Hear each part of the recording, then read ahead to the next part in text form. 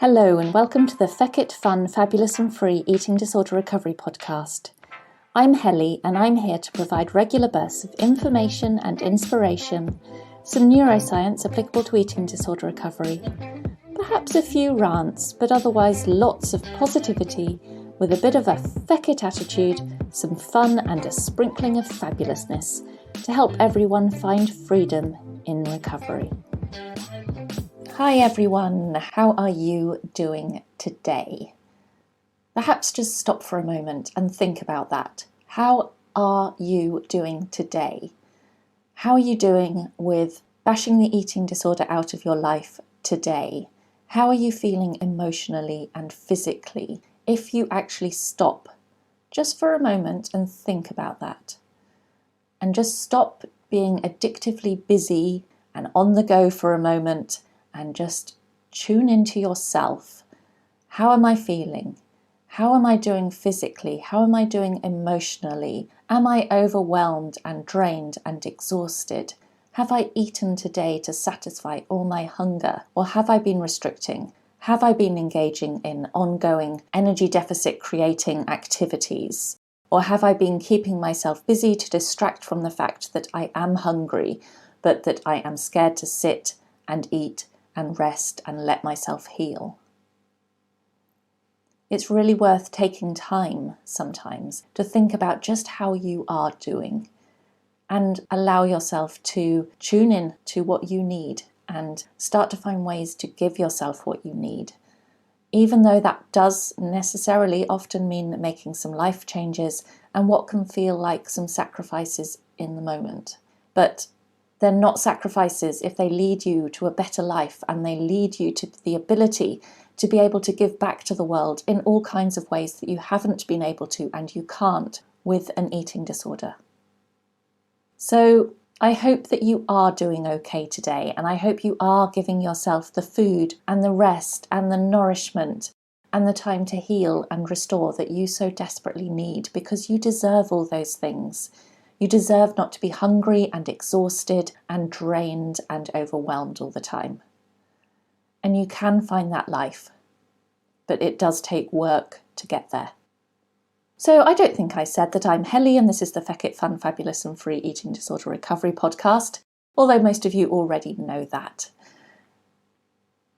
In the last couple of episodes, I've been talking about the Minnesota Starvation Experiment. And this is part 3 of the series, and this is the last part of the series in which I'm going to really be talking and reflecting on the Minnesota Starvation Experiment.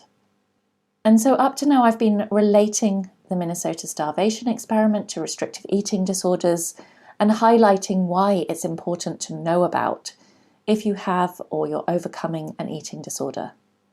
So the first episode on this, which was 2 weeks ago, covers what the experiment involved and some of the key findings from it. And the second episode, which was released last week, related the experiment and its findings to restrictive eating disorders and to the recovery process. And in this final episode, it's going to be a slightly shorter one. It's about what the Minnesota Starvation Experiment teaches us about starvation syndrome and which of the commonly seen symptoms with a restrictive eating disorder could be purely symptoms of starvation rather than more directly related to an addiction to energy deficit, which is what I now consider a restrictive eating disorder to be. And as I said in the last episode, and I'm very quickly going to remind you, that all this information and so much more is available in my book, the first one, which is called Addicted to Energy Deficit, and it's a neuroscience-based guide to restrictive eating disorders, what they are, and how to overcome one. So a lot of this information about the Minnesota Starvation Experiment is in that book if you want to know more about it. And there's a lot more information as well in there about restrictive eating disorders, which a lot of people are telling me they're finding very helpful. So that's great if that's the case. And if you haven't read it, maybe it will help you too. I've also released a second book called Aiming for Overshoot, which is more of a practical handbook. So feel free to read that one too if you want to. But either way, all this information is slowly being dripped out as well through this podcast, and you can access that for free, of course. So getting back then to the topic of today's episode. If you can understand a restrictive eating disorder as the brain being addicted to the state of energy deficit, then it's possible to recognise that any energy deficit creating behaviours, such as restrictive eating and compensatory methods, will create a high reward response, and so in themselves become addictive behavioural symptoms that are then very hard to stop. But there are also several other behaviours commonly seen in people with restrictive eating disorders that don't directly create energy deficit. And these arise instead as a result of being in an energy deficit or semi-starved state. And so a restrictive eating disorder creates semi-starvation and energy deficit. By definition, a restrictive eating disorder is putting you into energy deficit. Because with a restrictive eating disorder, your body becomes underfueled and undernourished, and so effectively it is entering a semi-starved state. And I know you might not believe this is the case for you, because you think someone who's starving must look emaciated, and if your body isn't so visually starved, it's likely that you falsely believe that you can't be affected by malnourishment and starvation. And another common misconception is that to be starved, you would be living on a diet that's barely more than an apple or salad a day. And as your restrictive diet is very likely a heck of a lot more than an apple or salad a day, you probably also doubt that you are physically and mentally starved. But a restrictive eating disorder will leave your body in a state of energy deficit, which means that it is not at the genetic weight it should be to function optimally, no matter what your body shape, weight or size is at the moment. If it's not at the weight that's optimal for you, you are in a starved state. And as a result of being in a state of energy deficit, and in that semi-starved state, your body and brain will be affected by what is called starvation syndrome. So starvation syndrome, or semi-starvation, affects anyone who is in an ongoing state of energy deficit and below their genetic body weight and size. And it describes the physical and psychological changes due to prolonged energy restriction, which might be through an eating disorder, or it can be from any other factors that lead someone to take in less energy than they are using. The symptoms observed in the men who were semi-starved for 6 months during the Minnesota Starvation Experiment give us the very best experimental evidence there is of the physical, psychological, cognitive and social consequences of semi-starvation. And these findings have since also been reported in similar studies done on prisoners of war or those who have faced starvation from famine situations. So the findings in this case from the Minnesota Starvation Experiment have been backed up by other studies. And all of this has led medical experts to understand the typical signs and symptoms of starvation syndrome. And I'm going to go through the typical signs and symptoms that can be experienced from starvation syndrome. And perhaps as I go through them, just consider how many of these you can recognize for yourself, because I suspect that there will be a good few there that you can really relate to. So when it comes to physical symptoms that can arise from starvation syndrome, you will experience a reduction in heart muscle mass. The men in the Minnesota Starvation Experiment, where you'll recall they only semi-starved for 6 months, lost an average 25% of their heart mass in that time.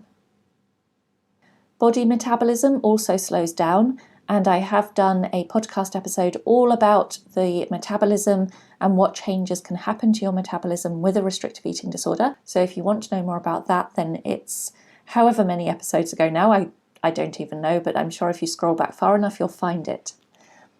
But from starvation syndrome, your body metabolism will slow down, and an average 40% drop in metabolism was seen in the men in the experiment.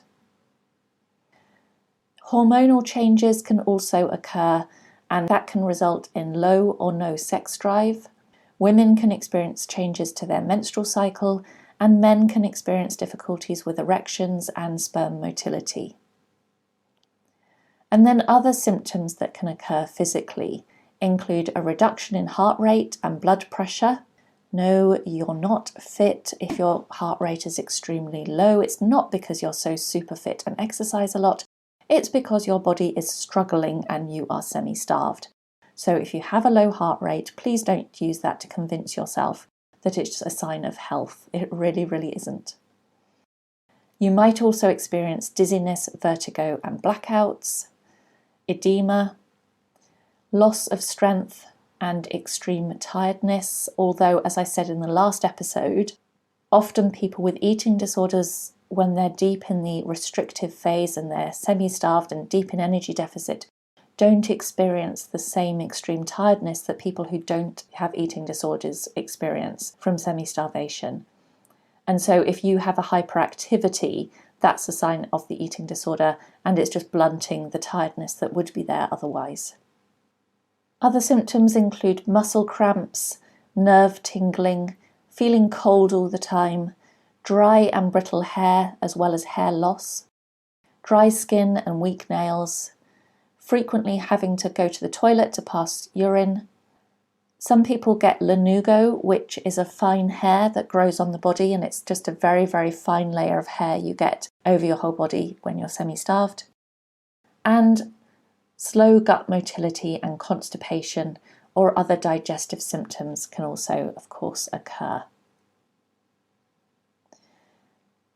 Then there are the emotional changes that come from being in a semi-starved state, and these include depression, anxiety, irritability, lack of motivation, social withdrawal, loss of ambition and interest in life, increased noise sensitivity, feeling frustrated with yourself, and sudden bursts of anger. Now, of course, a lot of those emotional changes can also happen from any addiction. So when you have an eating disorder and you've got that highly addictive state and you're building up a deeper dopamine deficit as a result of the addiction and the constant pursuit of your addictive drug, which with a restrictive eating disorder is energy deficit, then that otherwise dopamine deficit state that you'll be in when you're not pursuing energy deficit will leave you also with those symptoms of depression, anxiety, irritability. And so it's hard to know at this stage what of your symptoms is coming from the eating disorder and the dopamine imbalance that the eating disorder is causing, and what might be coming from starvation syndrome alone. Next, you might experience cognitive changes, which are changes to your thinking, and these include impaired concentration, judgment, and decision making, an increased rigid thinking, and an increase in obsessional thoughts, alongside reduced alertness and impaired comprehension. And alongside that, people also experience quite a few social changes as a result of starvation syndrome, which can include withdrawal and isolation, very strained relationships with your loved ones, less interest in appearance or personal hygiene, loss of a sense of humour and the ability to laugh, and feelings of social inadequacy. These can all be things that happen from starvation syndrome alone. A lot of people with eating disorders think that they are naturally highly anxious people who are very serious and uptight and quite introverted. And yet when they recover, they find that so much of that was actually part of being starved or having an eating disorder, and they discover that actually they're not that uptight and rigid. They can have fun, they do like laughing, they do like being social and aren't as introverted as they believe themselves to be. So keep an open mind as you're going through the process to overcome this eating disorder of just how much the eating disorder and being semi-starved really does impact on who you are and how you feel able to present as a person. Because things will change as you go through this process. And if you are a naturally introverted person, then that's fine and that's wonderful. But it might be that you're not, and that's also fine and wonderful. Just let yourself be who you really are and don't form opinions on yourself based on symptoms that might be coming from an eating disorder or being starved. And finally, the other key way in which starvation syndrome will impact on a person is through behaviours related to food and eating. So Typically, people who are starved develop food obsession where they're thinking about food all the time because that's just the brain trying to tell you to eat. But there's also often meticulous meal planning. Focus only on meal times and not being able to think about much else. Eating very, very fast or very slowly. Playing with food or creating strange food combinations. And acceptance of boring or tasteless food and convincing oneself that actually this tastes quite good until you realise when you're coming out of this starved state and you're allowing yourself to eat more foods again, that blimey, those foods I used to think tasted amazing were really, really horrible. People also experience binge eating episodes, and by that I mean eating large amounts in a short space of time with an associated sense of loss of control. Hoarding behaviours, so things like collecting recipes, food or food-related items such as cups, spoons, containers, can all happen as a result of starvation syndrome. Then there's things like anger if food is seen to be wasted, and increased fluid consumption, particularly coffee, and excessive gum chewing. And also using more condiments, salt, pepper, things like that to add flavour to foods. If then you can identify with any of the symptoms that I've spoken about in this episode, then it's very likely that you are affected by starvation syndrome. And it will very likely also be the case that some of these typical behaviours that initially arose from starvation syndrome will have formed part of the rituals and addictive behaviours that your brain found reward in, and so kept driving you to repeat. So when you have an eating disorder, it can be difficult to know which of these behaviours will improve spontaneously through enough renourishment alone, and which will require more reprogramming efforts to overcome. And that just means that, as ever, renourishment and physical healing have to be key priorities for you. Now, I said this in the last episode, and it's very worth repeating here. You can have starvation syndrome at any weight or size. You don't need to be underweight by BMI charts to have a severe and medically dangerous restrictive eating disorder or malnourished body. Starvation syndrome affects anyone who is not taking in enough energy to meet their body's needs. And someone who has starvation syndrome because of something other than an eating disorder will have a drive to eat to restore their energy balance as soon as it becomes possible for them to do so. But when you have an eating disorder with a powerful addiction to that state of energy deficit, to that semi-starved state, then of course overcoming it is not as simple because there's a large part of your addicted brain that wants to hold you in that starved state. And again, as I said in the previous episode, with an eating disorder, you're likely to have had the behaviours that arose from starvation syndrome for a lot longer than 6 months, as was the case with the men in the Minnesota study. Therefore, some of these symptoms have become more deeply embedded into your brain and formed into behavioural habits or habits of thought or emotion. And that's going to require more brain reprogramming to overcome than getting out of energy deficit will alone. But as I always say, of course, that doesn't mean it's not possible. It just requires a focus on changing all those behaviours and thought patterns as you work through the process to overcome the eating disorder. Eat more, rest, get your body out of energy deficit, fully out of energy deficit, not just partially out of energy deficit. Because while you stay in a state of still being under the weight that you need to be for your optimal health, you're never going to get out of starvation syndrome. You're never going to overcome the eating disorder in full. So yes, it sucks. I know it sucks that you have to keep gaining weight in a world that tells you not to. But if you want freedom from this eating disorder and you want to learn who you are without it, and just how relaxed and laid back as a person you really are when you're well fed and nourished, then you're going to have to accept the weight gain. And so that's it for today's topic. But having just had that little rant at the end about having to accept weight gain as part of recovery. In this next episode I'm going to put out, I'm going to talk about why I don't believe eating disorders are driven by fear of weight gain alone. There's a lot of misinformation out there at the moment, and it is driving me mad with frustration, quite frankly. That eating disorders and restrictive eating disorders are a fear of weight gain, and that's what they are, and you have to find your root cause fear of weight gain. No, no, no.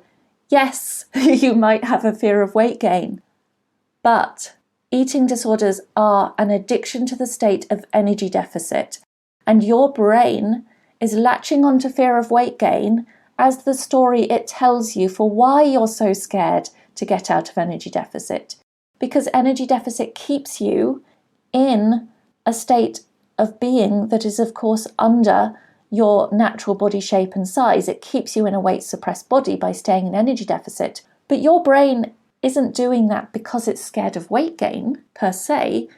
Your brain is doing that because it's addicted to needing to hold on to energy deficit and to do all the things that create energy deficit. And if I took away your belief that you had a fear of weight gain, you still would have another story for why you couldn't eat enough to gain weight.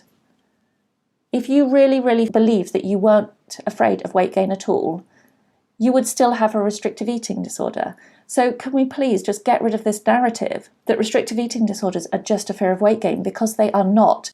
And it's just driving stereotypes and misconceptions in the world that actually make people with eating disorders come across as being very shallow and vain. And none of you are shallow or vain and only obsessed with whether or not you have a bigger body. You have a powerful addiction just as much as anyone with an addiction to anything else is powerfully trapped in that addiction. And you can get out of it. And to do so, yes, you have to gain weight, and you do have to overcome any associated fear of weight gain that you might have, because there might be some, of course there might be some. But that's not what this is all about alone. And it's really trying to break that stereotype, because I'm also hearing from people who are now being turned away from treatment because they don't have a fear of weight gain, and yet they do have a very powerful restrictive eating disorder, but their reasons that their brain is telling them for why they can't go through the necessary process to gain weight to get out of energy deficit are very different to having a fear of weight gain. They couldn't give a stuff about gaining weight, but they do have fears about other consequences that come from eating more. But they're now being turned away from treatment because treatment centres seem to believe that everybody with a restrictive eating disorder has to have a fear of weight gain driving it. And that is incredibly sad, and it's tragic that there's so much misinformation out there still. And it's confusing people. It's confusing the likes of you who are out there fighting this in your very lonely ways often, because having an eating disorder is incredibly lonely, and trying to work out what your brain is doing to you is incredibly lonely and frustrating at times. But it's not helped when you're given this information that, well, you must be scared of weight gain, when deep down you know that you're not, and that's not what's driving your eating disorder in your case. But I'm not also discrediting any of you who do have a powerful fear of weight gain, who do have trauma in your past associated with being in a bigger body that you're now terrified of going back to. I'm not discrediting those of you either.